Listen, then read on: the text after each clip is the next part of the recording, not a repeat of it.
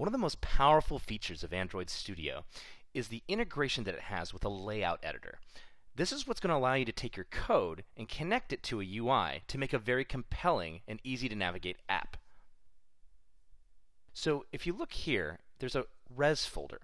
It stands for resources.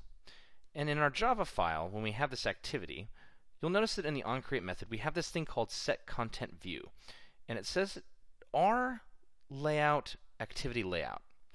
Well, that R layout activity layout actually corresponds to this resources folder, then the folder layout, and sure enough, activity layout. It's basically the same thing here as it is here, but without the XML extension. So, by setting this particular content view to be this layout, I'm combining this activity to use this particular UI. So why would we use XML to describe a UI experience? Well, trying to type out programmatically what types of squares and shapes and colors to show to the user, that's a lot of work. We need a little bit of a shortcut.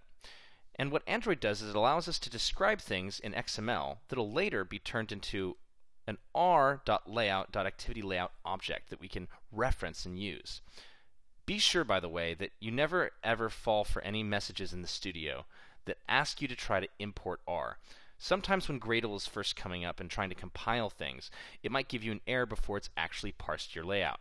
In fact, even if you have errors in your layout, it may not correctly parse R. But its suggestion will be to import it. Don't do that.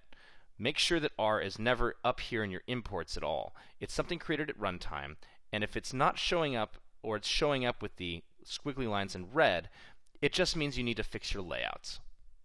So let's go over some basics on how to actually use them. Right now I have something called a linear layout. It's a view grouping. It's something that actually holds the container for things.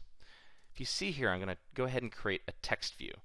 And I'm going to have to set two things for any view. Its width and its height.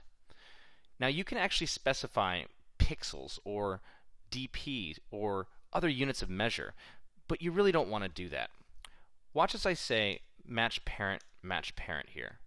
And I'm actually going to also use another piece here to say that I actually want to specify some text for this text view. And you'll see it right here. Now, the reason why it's more important to describe things relatively like this, as in, hey, I'm a text view nested inside this linear layout.